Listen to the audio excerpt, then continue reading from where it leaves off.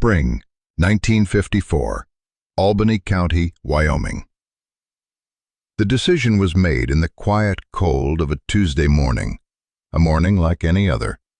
The sun was a pale wafer behind the snowy range. The wind, a constant, worrying presence, scraped across the hard-pan soil of the Laramie Plains. It was a wind that knew its business. It knew how to find the cracks in a foundation, the loose shingle on a roof, the thin spot in a man's resolve. For generations, the people of this county had understood the wind. They had built their homes low to the ground. They had planted shelter belts of Russian olive and green ash. They had learned not to fight it, but to endure it. This was a place of endurance.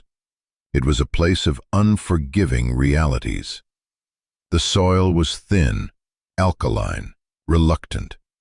The growing season was a frantic gasp between late snows and early frosts. Water was not a resource, it was a prayer, a whisper, a thing to be hoarded and fought over. A good year was a year you broke even. A great year was a year you paid down the note at the First National Bank in Laramie. Most years were not good years. The people were shaped by the land. They were spare with their words, frugal with their emotions, suspicious of anything that smacked of novelty or ease. They believed in hard work, clean fence lines, and the immutable wisdom of their fathers and their fathers' fathers. There was a right way to plow a field, a right way to brand a calf, a right way to stack a hay bale. These ways were not written down in books. They were absorbed through calloused hands, through sun-scorched necks, through the ache in the lower back after a 16-hour day. Convention was not a preference. It was a survival strategy. Martha Thorne was a product of this place, 61 years old, a widow for 2 years, 3 months, and 11 days. Her husband, Robert, had been a man of the land, as solid and predictable as the granite outcrops that broke through the prairie sod. He had left her with 320 acres of deeded land, another 800 of leased grazing land, a herd of 58 Angus Hereford Cross cattle, and a Massey Harris Model 44 tractor that leaked oil from the rear main seal. He had also left her with a silence that filled the small ranch house more completely than the winter wind. Martha was not a woman given to sentiment. She had mourned her husband with the same stoic practicality she applied to darning socks or rendering lard. She did the work that needed doing. She rose before the sun. She fed the livestock. She mended the fences. She managed the books. The county watched her.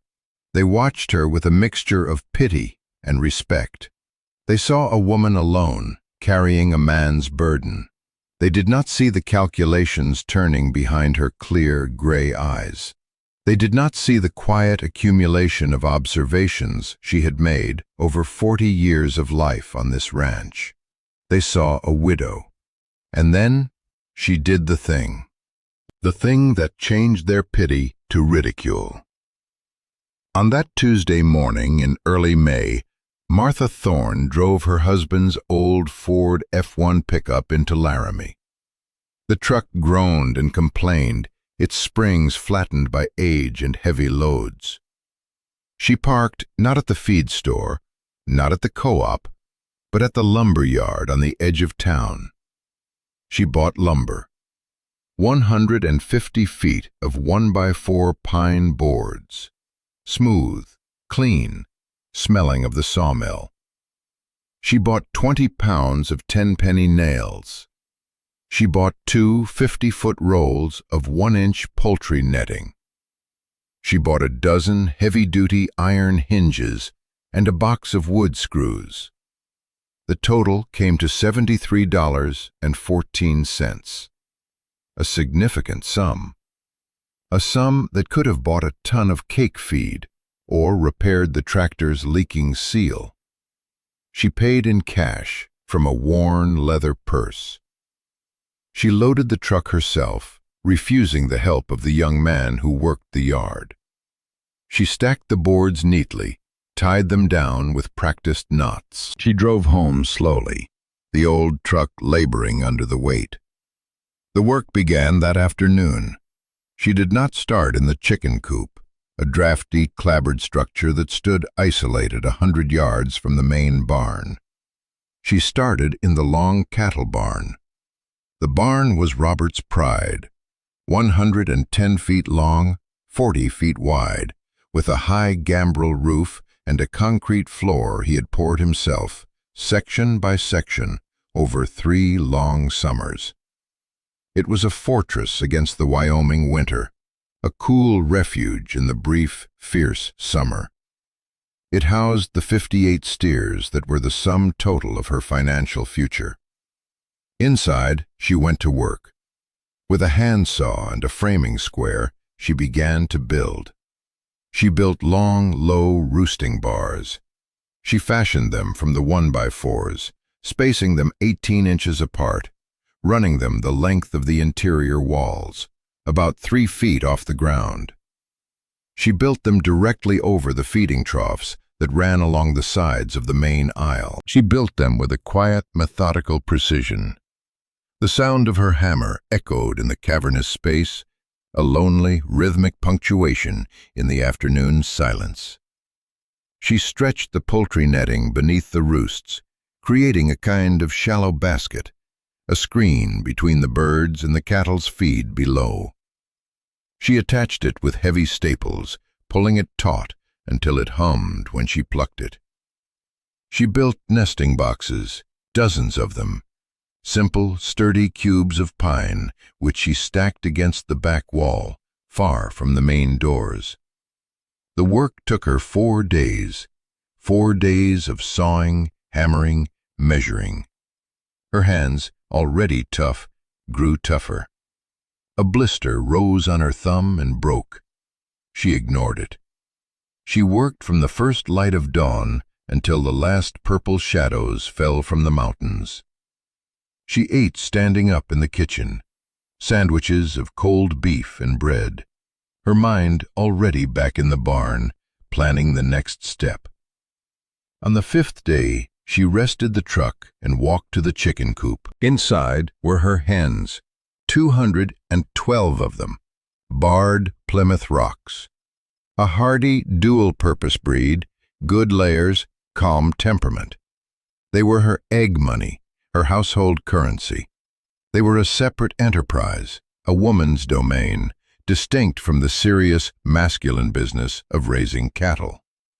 She opened the coop door and began the process. One by one, or in pairs, she caught the hens. She was gentle but firm.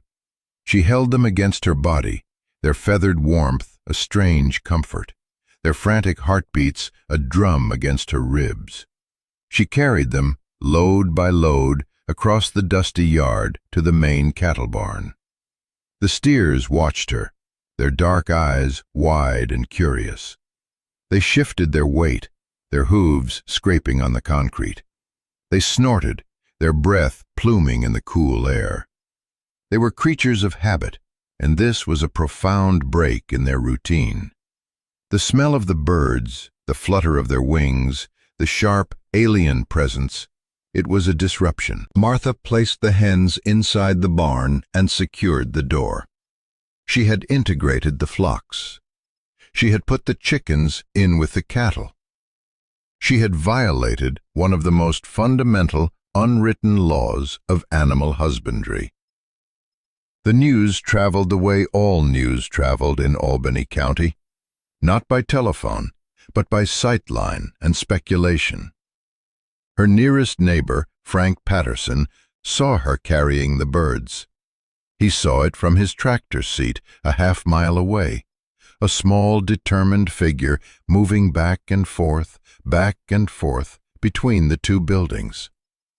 He watched for an hour. He couldn't make sense of it. That evening he mentioned it to his wife. By the next morning, it was common knowledge at the feed store. The men of the county had one word for it: folly. They gathered around the pot-bellied stove, even though it was May and the stove was cold. They leaned on sacks of sweet feed and cottonseed meal. They spoke in low, certain tones. Chickens carry disease, one said. Coccidiosis. Newcastle, a man could lose his whole herd. They're droppings, another added, shaking his head. It'll get in the feed. It'll foul the water. The cattle won't eat. They'll drop weight faster than a leaky bucket loses water. It was just plain unsanitary. Everyone knew that. You kept your birds separate. You kept your cattle clean. It was the first thing you learned. It was common sense. The talk was not malicious, not at first. It was laced with a kind of weary concern. They found a reason for it, a simple, sad explanation that they could all agree on. Grief. Robert's passing had finally caught up to her. The strain of running the place alone, it had unmoored her. This strange act, this inexplicable decision, was a symptom. She wasn't thinking clearly. The work was too much for a woman on her own. Her brothers-in-law, Jed and Samuel Thorne, heard the news and drove out to her place. They were Robert's younger brothers, men cut from the same cloth, but of a coarser weave. Jed was stout and red-faced, a man whose opinions were as loud and unyielding as his John Deere tractor. Samuel was leaner, quieter, with a perpetual squint that made him look like he was always judging, always finding things wanting. They farmed the adjacent sections, land inherited from their father. They were successful in the Albany County way. Their fields were clean, their cattle were fat, their debts were manageable. They found Martha forking hay into the newly integrated barn. They did not waste time with pleasantries. Jed spoke first. "Martha, what in God's name is this?" His voice boomed, scattering a few nearby hens. Samuel stood behind him, arms crossed, his gaze sweeping over the roosts, the poultry netting, the birds scratching in the clean straw bedding. He just shook his head slowly. Martha paused, her pitchfork resting on the floor. She looked at them. Her expression was calm, unreadable. She did not offer an explanation. She did not offer a defense. She simply said, "It's where they live now." "You can't do this," Jed insisted. "The birds will make the cattle sick. You'll lose every steer you've got." Robert would be spinning in his grave. The mention of her husband's name did not cause a flicker of emotion on her face. "The cattle seem fine," she said, her voice even. And they were. They were munching hay from the troughs, occasionally lifting their heads to watch a hen flutter from a roost, but otherwise unconcerned. "It's the droppings," Jed exclaimed, his face getting redder. "It's the filth. This is no way to run a cattle operation." Samuel finally spoke, his voice dry as dust. "People are talking, Martha. They think you've lost your senses." Martha looked from one brother to the other. She leaned the pitchfork against the wall. She wiped her hands on her canvas trousers. "I appreciate your concern," she said. The words were polite, but the tone was dismissive.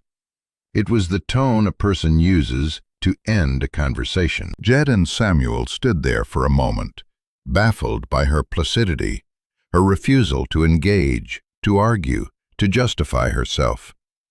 They were men used to being listened to. They were the men of the family now. They had a right, a duty to advise her. But she was not asking for advice. She was not asking for anything. They left the barn. As they walked back to their truck, they heard it. A soft chuckle from Jed, which grew into a full-throated laugh. Samuel cracked a rare, thin smile. "A chicken barn," Jed roared, slapping his thigh. "She turned the best cattle barn in the county into a damned chicken barn." The laughter was the new consensus. The pity was gone, replaced by a kind of derisive amusement. Martha Thorne's Folly. The story was told at the sale barn, in the diner, over fence posts. The details grew with each telling. She'd put lace curtains on the nesting boxes. She was feeding the steers chicken scratch. She was trying to teach the hens to moo. Martha heard the whispers. She saw the sideways glances when she went to town for supplies. She saw the smirks on the faces of the men at the co-op. She saw the way her brothers-in-law would look at her barn and shake their heads when they drove past on the county road. She ignored it all. She went about her work. The spring of 1954 gave way to summer. It was a dry spring. The rains that usually came in late May and early June, the rains that greened up the pastures and filled the reservoirs, never arrived. The sky remained a vast, empty, indifferent blue. The sun beat down day after day. The prairie grasses, which should have been knee-high and lush, were stunted and yellowed. By July, the county was in the grip of a drought. The creeks dwindled to trickles. The stock ponds shrank, their edges receding to reveal cracked, sun-baked mud. The hayfields were a disaster, the yields a fraction of what they should have been. The price of feed began to climb. And then the flies came. Not the usual house flies or deer flies. These were different. Horn flies and stable flies. They came in swarms, in black, buzzing clouds that seemed to rise from the parched earth itself. They were a plague, a torment. They were relentless. The horn flies, small and dark, clustered on the backs and withers of the cattle. Thousands of them on a single animal, piercing the skin to feed on blood. They remained on the host day and night, a living, biting shroud. The stable flies were worse. They preferred the legs and belly, delivering a painful bite that felt like a hot needle. They were persistent, vicious. The cattle of Albany County were in a state of constant misery. They couldn't graze. They spent their days bunched up, heads together, tails twitching ceaselessly, stamping their feet, trying in vain to dislodge their tormentors. They stood in the shrinking ponds for hours, seeking relief in the muddy water. They lost weight at an alarming rate. Their ribs began to show. Their coats grew dull and rough. Milk cows saw their production plummet. The calves were weak and listless. The ranchers fought back with the weapons they had. They bought expensive insecticides from the co-op. They sprayed their cattle directly, dousing them in malathion and lindane until the animals dripped with poison. They hung burlap sacks soaked in chemicals from fence gates, creating back rubbers the cattle were forced to use. The relief was temporary, a day, 2 at most. Then the flies would be back, seemingly thicker than before. The cost of the chemicals was ruinous, another burden on an already disastrous year. Jed and Samuel Thorne were hit as hard as anyone. Their herds were suffering. They spent their days in a frantic cycle of spraying and worrying. They drove their cattle from one dried-up pasture to another, searching for decent forage. They watched their investment, their year's profit, literally being eaten alive. Dr. Albright, the veterinarian from Laramie, was run ragged. His phone rang day and night. He drove hundreds of miles a week from one desperate ranch to the next. He saw the same thing everywhere. Stressed, underweight cattle covered in flies, some with open sores from the constant biting. He prescribed what he could, medicated ointments, nutritional supplements, but he knew it was a losing battle. The problem wasn't disease, it was the environment, it was the drought, it was the flies. He had a list of ranches to visit, a triage of the worst cases. One day in late August, his rounds took him out past the Thorne brothers' places and towards Martha's ranch. He hadn't heard from her, which he found odd. A widow, alone, he figured she must be having the worst time of it. He decided to stop in, unannounced, just to check on her herd. He expected to find a catastrophe. He turned down her long gravel driveway. He saw her near the barn, mending a section of fence. She looked up and gave him a calm nod as he pulled his truck to a stop. "Afternoon, Martha," he said, climbing out of the cab. "Just thought I'd stop by, see how you're holding up with these flies."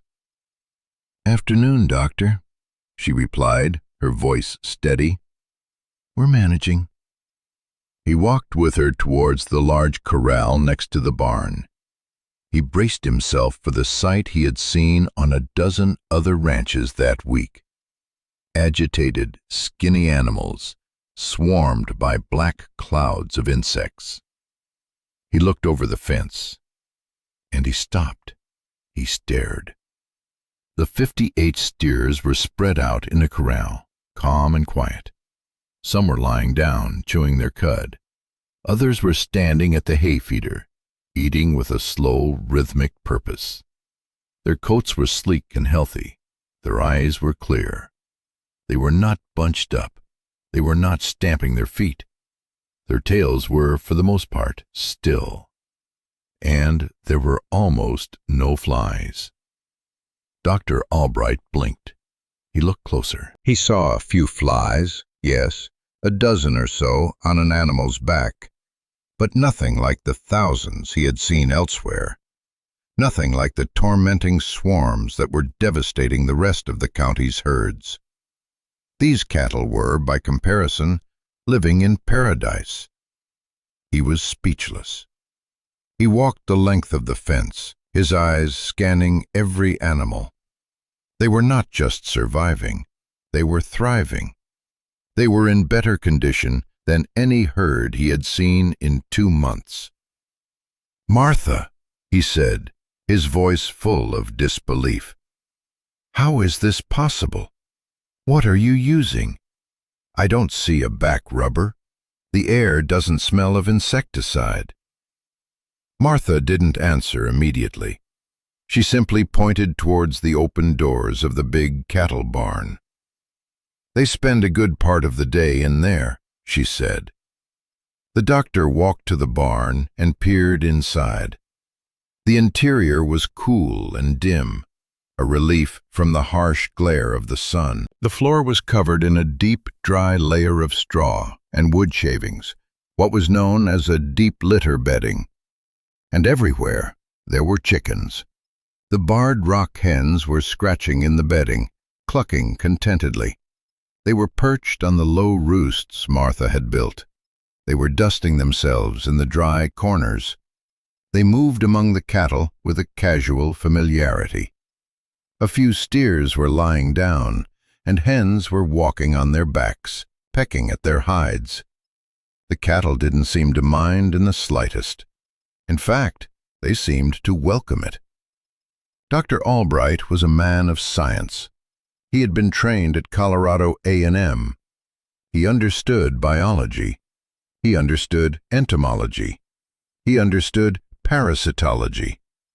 He stood there in the doorway of Martha Thorne's barn, and in a single, stunning moment of clarity, he understood everything. He knew the life cycle of the hornfly. The adult fly lays its eggs exclusively in fresh cattle manure. The eggs hatch into larvae, which feed on the manure, pupate in the soil beneath it, and emerge as adult flies. The entire cycle can take as little as 10 days in warm weather. He knew the life cycle of the stable fly.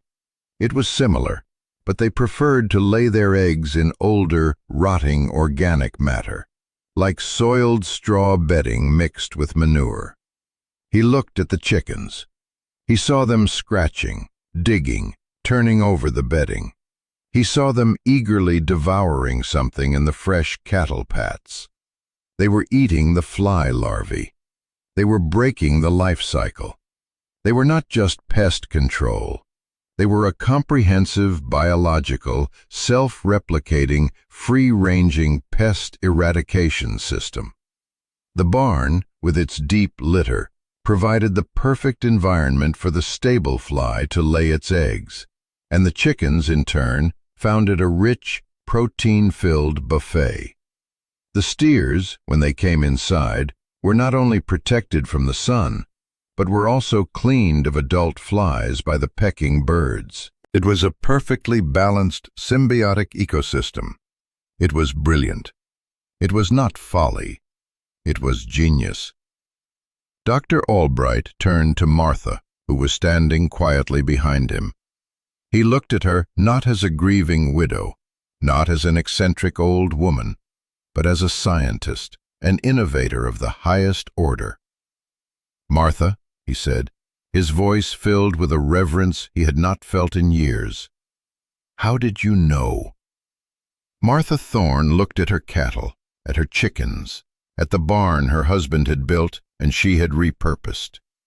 A small, rare smile touched her lips. "I watch things," she said. "Robert always said I paid too much attention to the little things. I noticed the flies don't bother the chickens much. And I noticed the chickens love to scratch in the manure pile. It seemed like a fair trade." A few days later, Jed and Samuel Thorne drove over. They didn't come to laugh. Dr. Albright had paid them a visit. He had explained, in precise, scientific terms, what their sister-in-law had accomplished. They drove slowly down her lane. They saw her herd, fat and content. They saw their own herd across the fence, thin and miserable. They parked the truck but didn't get out. They just sat there for a long time, looking at the barn. The barn they had laughed at. The barn that had become the talk of the county for a whole new reason. They didn't say a word. There was nothing to say. The laughter had stopped. The story of what Martha did and why it worked is more than just a tale of a clever solution to a pest problem. To truly understand the depth of her foresight, you have to understand the land, the people, and the rigid traditions she so quietly defied.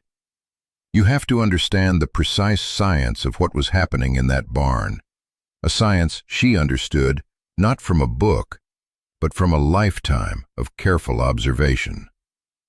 So let's go back. Let me show you what Martha saw.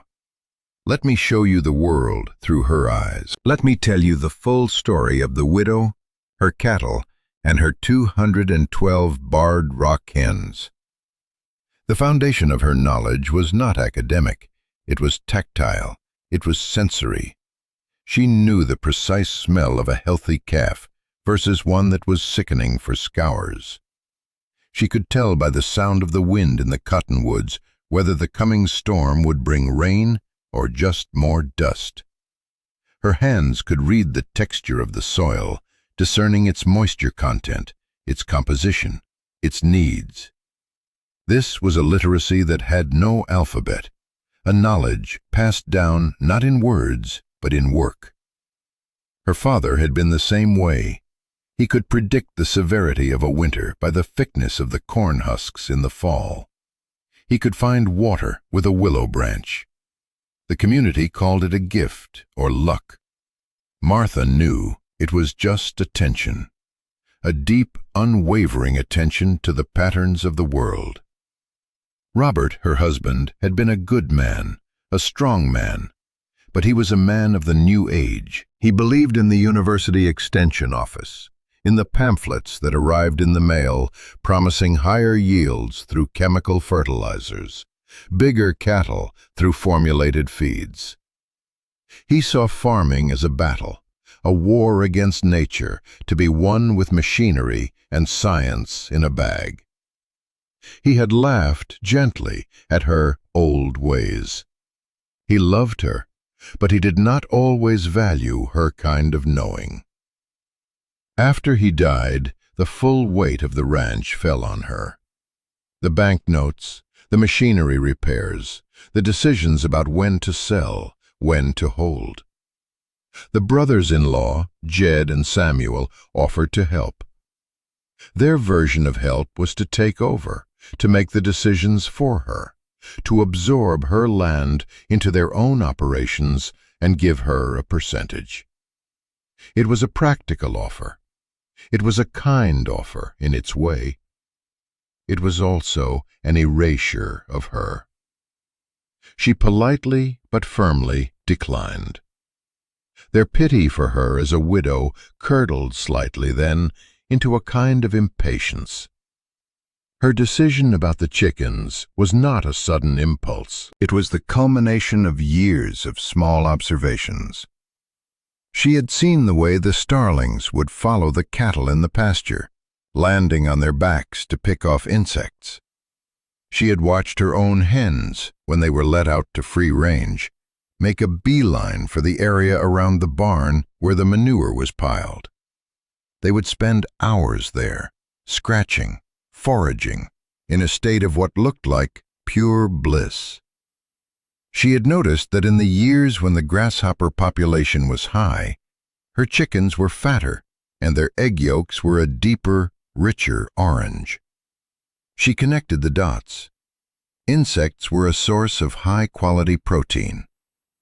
The fly problem was not new in 1954. It was a constant summer battle. She had watched Robert spend hundreds of dollars on pesticides. She had seen the way the cattle hated the spray, the way they would run from the man with the tank on his back.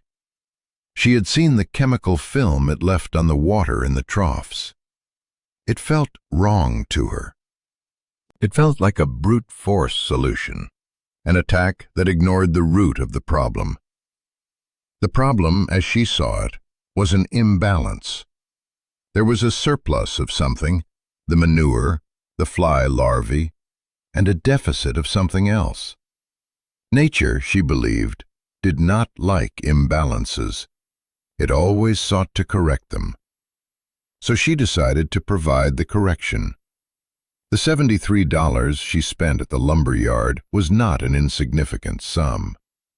She had a ledger in her kitchen where she tracked every penny of income and every penny of expense. The egg money brought in about $30 a month. That lumber represented more than 2 months of her personal income. It was a serious investment in a theory. It was an act of faith in her own observations over the received wisdom of every farmer in the county. The physical labor was immense. A woman of 61 building inside that barn for 4 days. She was strong, her muscles conditioned by a lifetime of farm work. But the days were long and the work was hard. She had to haul the lumber, measure and cut each piece with a handsaw, drive every nail. Her back ached at night. Her shoulders burned. But there was a deep satisfaction in the work. It was a physical manifestation of her idea, a tangible expression of her private logic. While her neighbors saw folly, she saw a system, a beautiful, self-sustaining system. The first few weeks after the integration were a period of adjustment. The cattle were indeed skittish at first. The constant movement and clucking of the hens was a new and unsettling element in their quiet lives. A young steer might jump when a hen flew suddenly from a roost. But Martha was patient. She spent hours in the barn, her calm presence a reassurance to the animals. She talked to them in a low, steady voice. And the animals, both cattle and chickens, adapted. The cattle learned that the birds were not a threat. The chickens learned that the large, slow-moving beasts were a source of warmth and, indirectly, of food. The community's reaction was, in its own way, a necessary part of the process. Their ridicule solidified her resolve. Their dismissal of her as a grieving, confused woman freed her from any obligation to explain herself. She did not need their approval. She was operating on a different set of principles, a different understanding of the world.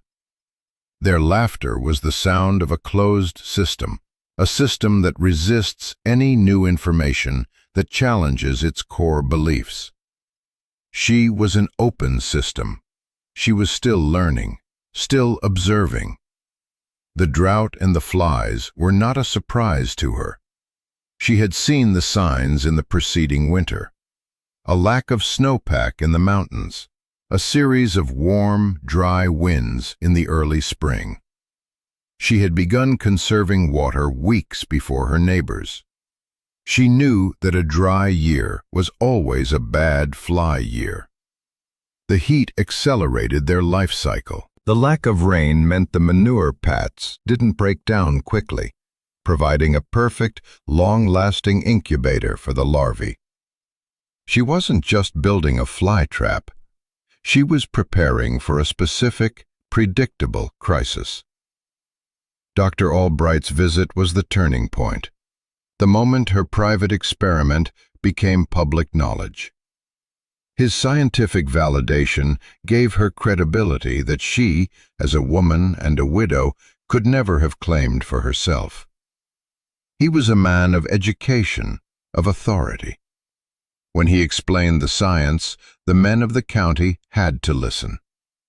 They could dismiss Martha's actions as eccentricity, but they could not dismiss the veterinarian's explanation. He described the process in detail to anyone who would listen. He called it integrated pest management, a term no one had heard before. He explained that the chickens weren't just eating the larvae. Their constant scratching and turning of the bedding aerated it, speeding up the drying process and making it less hospitable for the stable fly pupae. Their droppings, high in nitrogen, actually accelerated the composting of the straw and manure, turning a waste product into a valuable fertilizer. The cattle, by being cleaned of adult flies, were less stressed. They spent more time eating and less time fighting insects. This led to better feed conversion, better weight gain, and a stronger immune system. The small amount of chicken manure that might get into the feed was insignificant and far less harmful than the chemical pesticides everyone else was using. The system was not just effective, it was elegant. It solved multiple problems at once. It reduced the fly population, improved the health of the cattle, provided a high-protein food source for the hens, which in turn improved their egg production, and created a rich fertilizer that Martha could use on her garden and hayfields. It was a closed loop of efficiency, powered by nature's own logic. The vindication was quiet but absolute. It was not in the words of her neighbors, who were too proud to admit they were wrong. It was in their actions. Frank Patterson, her nearest neighbor, was the first.